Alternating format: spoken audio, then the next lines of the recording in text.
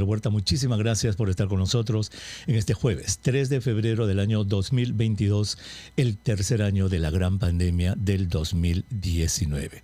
Muchísimas gracias por su sintonía, gracias por dejarme que los y las acompañe en estas tardes de pandemia. Hoy día vamos a hablar de salud regional. Salud regional.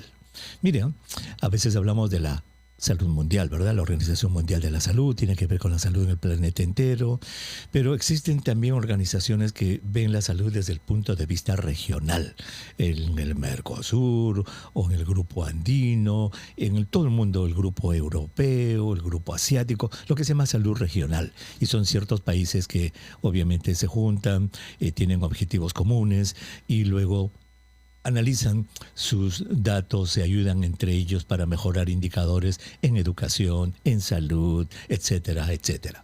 Pues existe un organismo que se llama el Organismo Andino de la Salud. La doctora María del Carmen Calle, ella es secretaria ejecutiva de este Organismo Andino de la Salud y nos va a ayudar a entender ¿cómo estamos? ¿En qué consiste obviamente este Organismo Andino de la Salud y cuál es la importancia para nosotros en el Perú? Doctora Calle, qué gusto de saludarla. Muy buenas tardes. Muy buenas tardes, doctor Huerta. Para mí también es un gusto poder conversar con usted.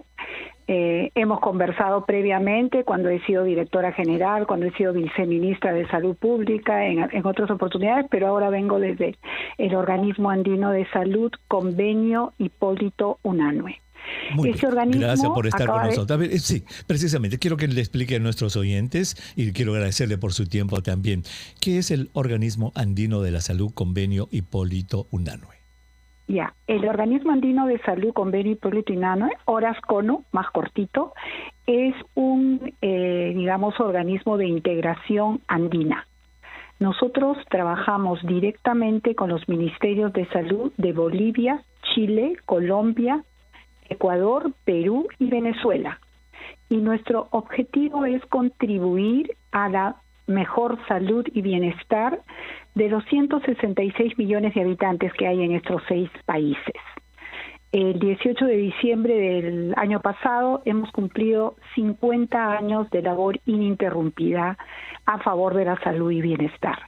Somos parte del sistema andino de integración y somos los referentes en salud para la región andina. Esa es nuestra labor. Muy bien. ¿El presupuesto de esta organización de dónde proviene para el funcionamiento? Proviene de los estados. Los estados, dan una cuota anual y de eso proviene ese es nuestro presupuesto. Es un ente de integración andina. Sí. Fabuloso, muy bien.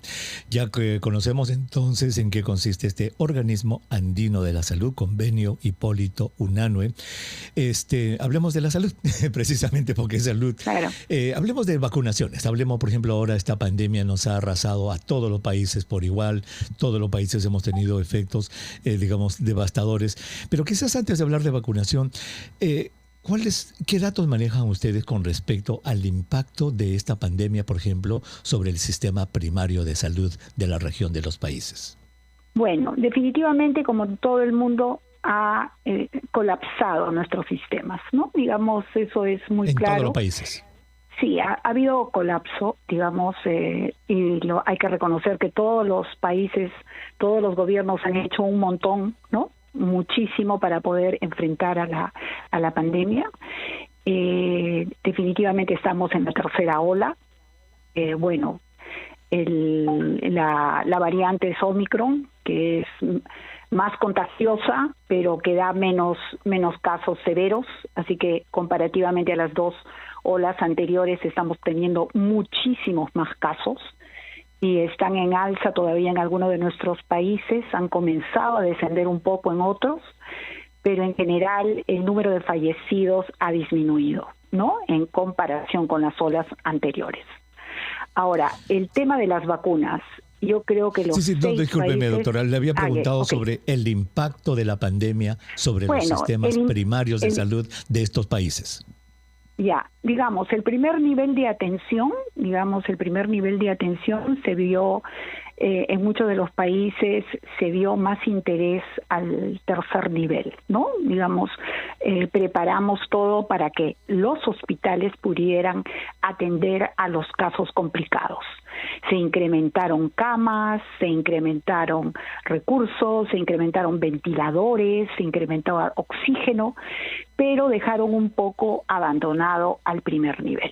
Entonces, ahora lo que están haciendo los países es recuperar el primer nivel y bueno, lo están haciendo, ¿no? Claro. Y por eso le preguntaba, como usted ve los datos de todos, esto sucedió en todos los países, en Bolivia, en Colombia, en Chile, en Ecuador, sí, en Perú, en Venezuela por igual. Exacto, en mayor o menor grado, porque seamos sinceros, hay sistemas que son mucho más sólidos que otros, en mayor o menor grado. ¿Cuál de los países es más sólido? Bueno, Chile es más sólido, definitivamente, ¿no? Chile es más sólido. ¿Ellos también cerraron su sistema primario de salud como lo hicimos en el Perú? No. Bueno, hay muchos datos, digamos, en el sentido de cerrar o no cerrar, ¿no? Entonces, pero definitivamente el primer nivel no funcionó totalmente. Y ahí tenemos que pensar, ¿no? No habían equipos de protección personal, teníamos prácticamente un 40% de nuestros profesionales técnicos mayores de 60 años. Hay que pensar en todas las variables, ¿no? Y definitivamente todavía nosotros dependemos de otros países, no hemos logrado la soberanía sanitaria, ¿no? Y hemos dependido de equipos de protección, hemos dependido de ventiladores, y eso yo creo que eso es una lección aprendida, ¿no? Digamos, como grupo regional andino, tenemos que unir fuerzas para poder también mejorar en ese tema, ¿no? Muy bien. Doctor, vamos a tomar una brevísima pausa para seguir nuestra conversación, por favor. Vamos a regresar.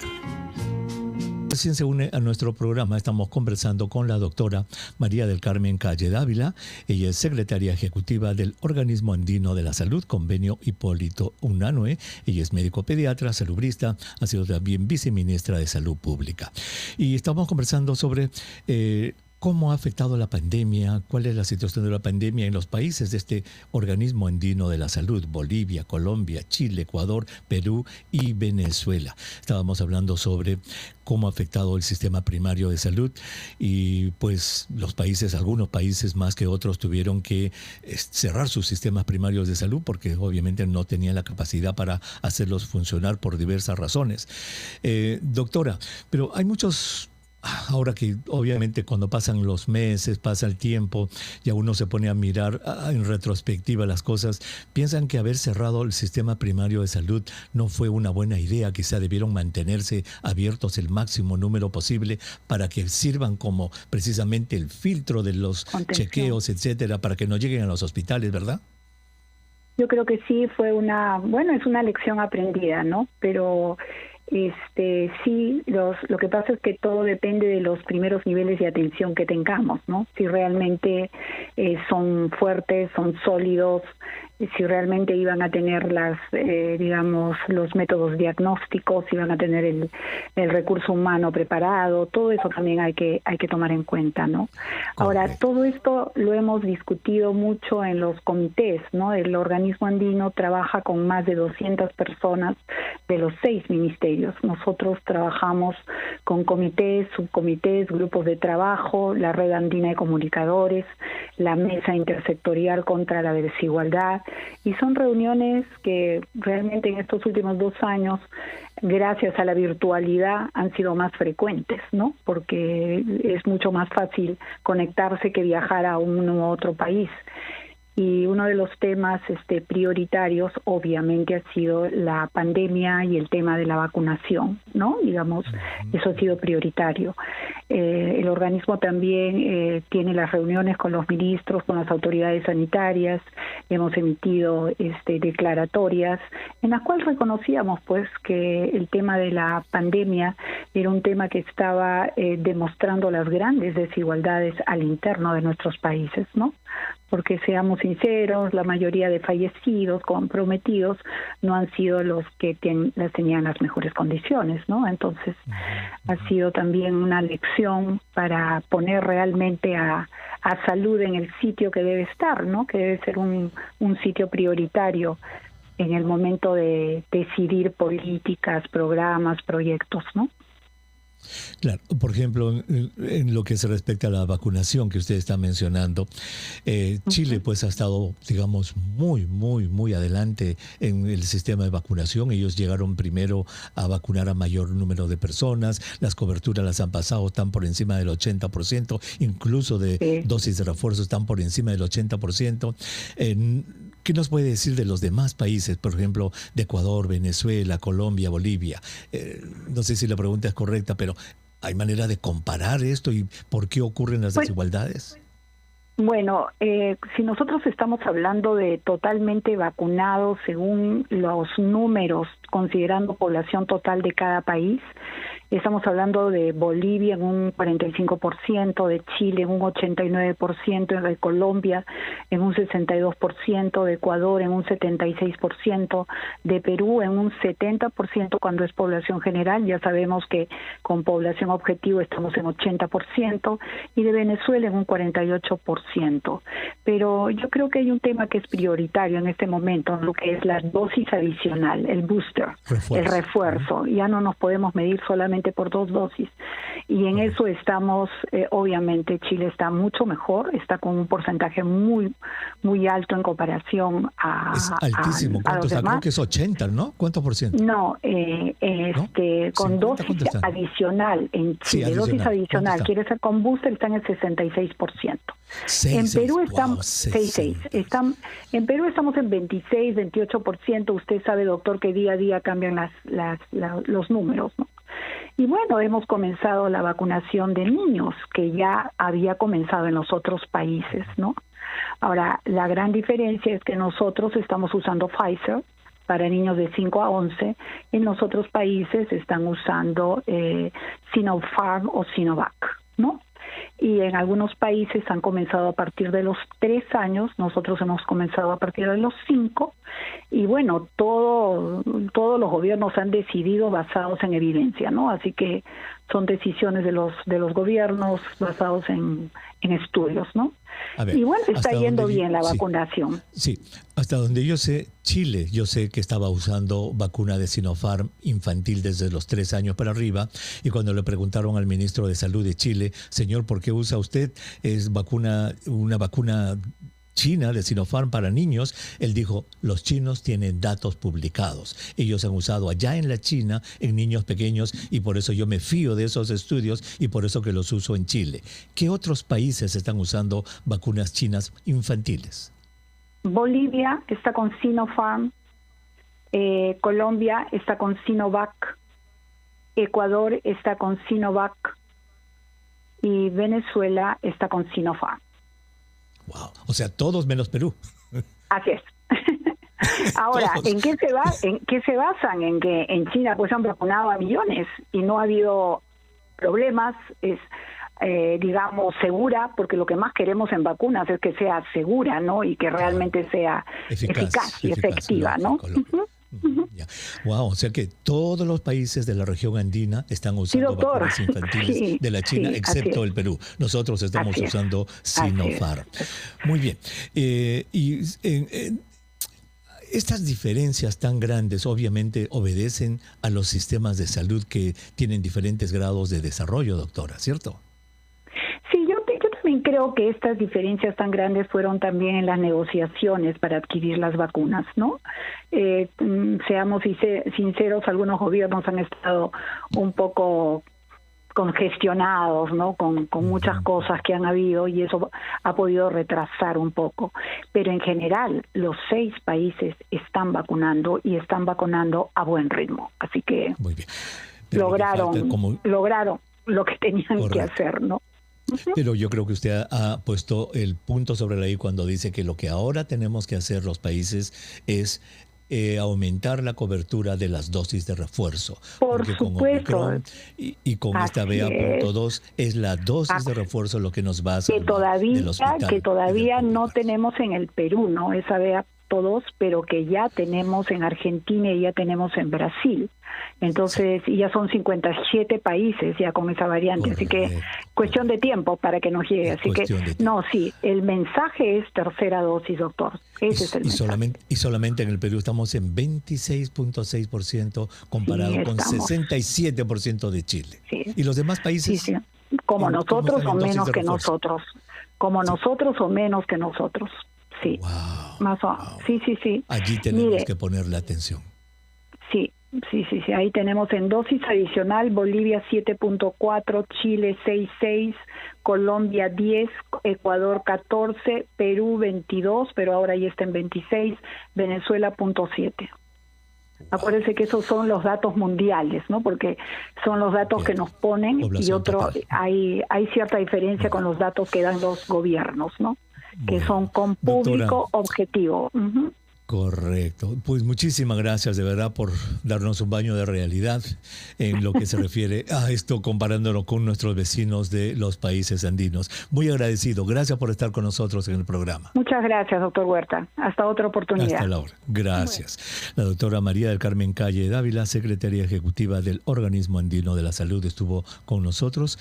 Y mire, cada país tiene su sistema de salud, sus fortalezas, sus debilidades. La gran pregunta es, ¿cuándo tendremos en nuestro país un fuerte sistema de salud? Y eso, fíjese, acaba de salir, no lo comentamos con la doctora. Mire este dato, señora. Mire este dato que el propio MINSA acaba de publicar. Escuche, ¿eh? No, este como si fuera para el número de la salud, pero ya no. 98% de los puestos de salud en el Perú está en mala condición. 98%. Casi 100%. Y las escuelas, igual. ¿Cuándo trabajarán nuestros políticos por el bien de esto? ¿Cuándo se pondrán las pilas para ponerse de acuerdo todos y mejorar el sistema de salud y el sistema de educación? ¿Cuándo? Cuando terminemos este segmento, usted va, ay, esa célula a mí me ataca, a mí me afecta. A ver, vamos a ver. Esa célula se llama eosinófilo. Eosinófilo, así como suena, eosinófilo. El doctor Alex Juárez, él es médico hematólogo del Hospital de Villa El Salvador y nos va a ayudar a entender qué es el eosinófilo. Doctor Juárez, qué gusto de saludarlo. Buenas tardes. Buenas tardes, doctor Huertas. Un gusto estar en su programa. Gracias por estar con nosotros. Ustedes los expertos son muy ocupados, así que gracias por su tiempo. Doctor, de frente a la pregunta, ¿qué es y dónde se encuentran los eosinófilos?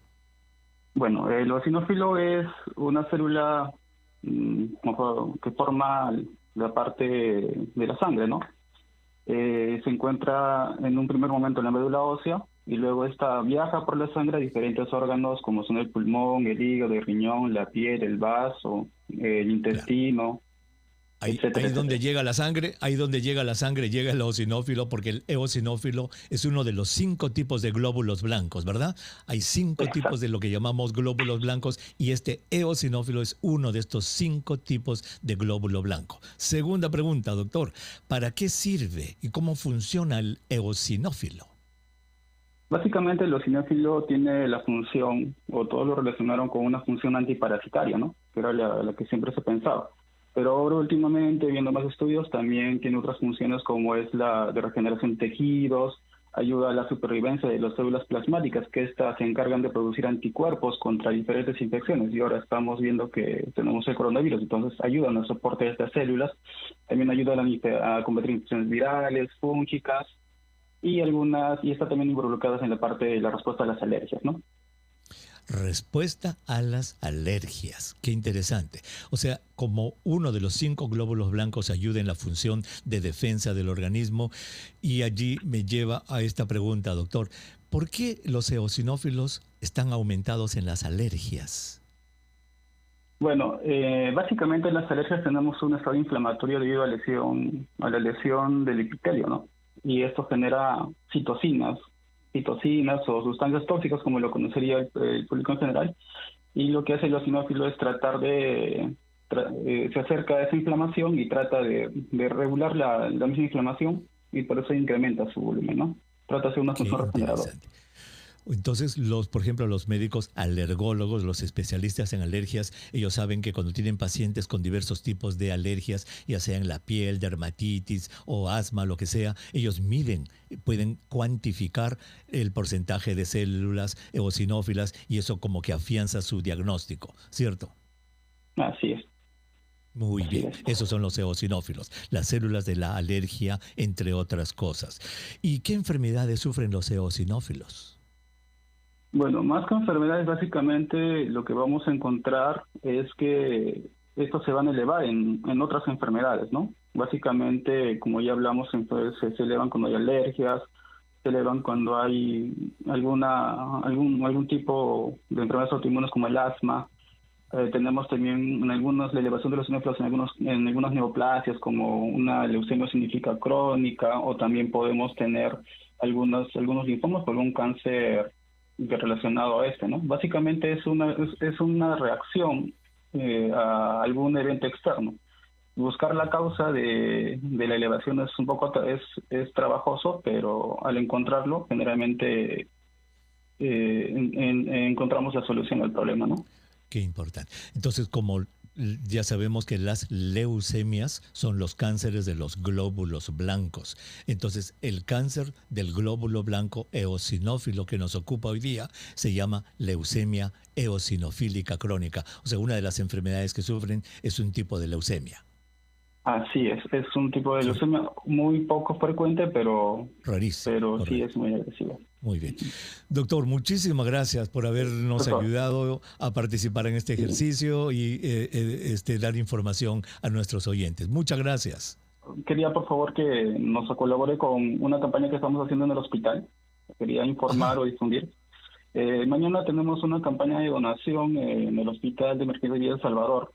La campaña es desde las 8 de la mañana hasta las 6 de la tarde.